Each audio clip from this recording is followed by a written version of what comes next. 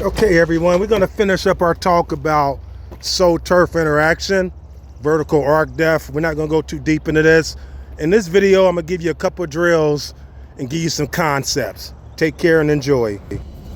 Hey folks, how you doing? Atlanta Golf and Fitness. Let's wrap around and finish up our low point conversation. I'm not going to do a 3 or 4 video on this one. I'm only going to do the first one I did, and then we're going to close out with this one. But before I unpack this, do me a favor, folks.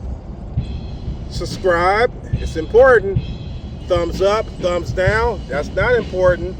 Your comments are important because your comments are you. Okay, folks, here we go. So I did a video about, I showed a player / coach that was out there hitting 3 to 5 inches behind the ball, right? And I actually confronted this coach, and he said that it was a controlled fat shot. So, you know me, I have one of the top researchers on speed dial that research for all the club companies out there, balls, clubs, and everything. I contacted it.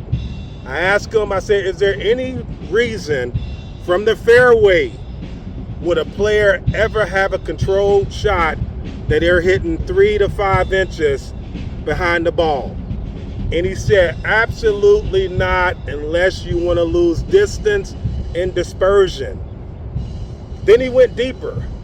He said, but I have done testing for the manufacturers out there to help them create a club that benefits a player that cannot generate soul-turf interaction consistently. So with the robotic testing, they've hit 1 inch, 2 inches, 3 inches, but 4 inches behind the ball and relay the data back to the manufacturer.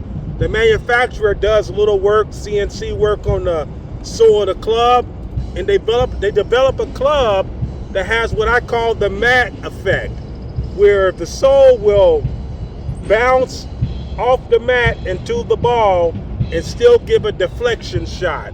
Is it a great shot? No. Is it a shot you may be able to play some golf with? Yeah, you probably can. Is it a shot where you can say it's controlled? Absolutely not, because this engineer flat out said the one thing you can never control is the deflection into the ball. He said one time it may be 5 degrees closed, the next time the deflection may be 7 to 10 degrees open.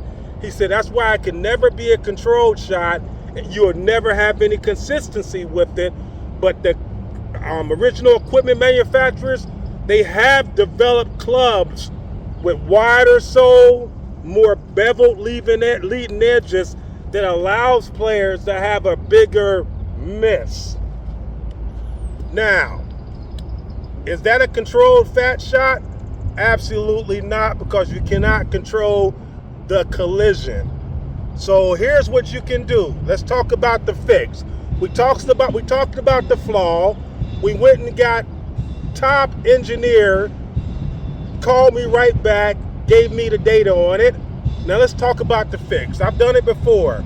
You can put a stick 1 club head length behind the ball and practice hitting shots until you don't hit the stick no more. Or you can do it with a ball mark. Practice hitting balls 1 club head length behind the ball until you're no longer hitting the ball mark. Once you can do that drill, that skill assessment, you will never have to worry about fat or thin shots again for the most part. You may get some thin ones, but we used to say thin it to win it, right? But the fat shot becomes a thing of the past. There's another way to do it, a visual way to do it. You can visualize that you're contacting the ball on the target side. What are we doing? We're moving the low point more forward, right? We're gonna move, and that's the key. You know, I've said it before. Even Tiger Woods would benefit from moving his low point more forward, right? Another thing you can do is a medical. You can go get your eyes checked. You can go find out if you're left eye dominant or right eye dominant, and that may make a difference. Then you may have to set up a little bit different where you're feeling that you're getting inside and behind the ball. You may have to turn your head a little bit a la Jack Nicklaus, right? To feel that he was inside and behind the ball, right? But again, there's never a reason where you would want to, from the fairway, hit 2, 3, 4, 5 inches behind the ball. You would never get any consistency on that, right? Now, bunker play is different. I teach bunker play a little bit different. I teach bunker play with the sound. Once I get a player creating the sound, the ball just comes out naturally, right? Some people say greenside bunkers, you want to hit 1.5 to 2 inches behind the ball. I think that's asking too much to get a player to say what is 1.5, 2 inches. My 2 inches may be different than your 2 inches. From the fairway bunker, you just want to skin it. You actually want a thin shot. You want to get that ball about on the second groove, third groove. Okay, folks, here's another way you can check this right here. This is a very fun way. You can do it on a driving range or a golf course. So you have your ball, right? Then you take a tee. Now the tee I'm going to put even with the back of the ball. There we go. I don't want the tee close to the ball because that's another drill for swing direction, swing path. Now my tee is even with the back of the ball. After I strike, I'll just check my contact point. I want for the optimum shot, I want that divot right at the tee moving forward.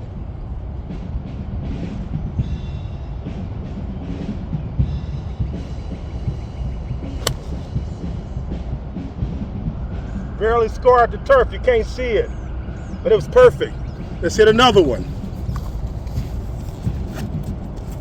See, I've worked on my low point where I pretty much got it down.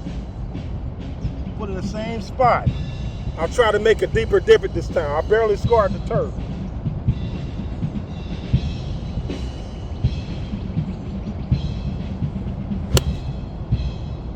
There it go right there. Okay. Just for purposes, there's the tee, there's the ball mark. The ball was right here even with the tee, and you can see the graph turf interaction is way in front. So that's what you want. You want to move that low point more forward. This is a drill you can do to improve your vertical arc depth and your sole turf interaction. Take care, folks. Peace.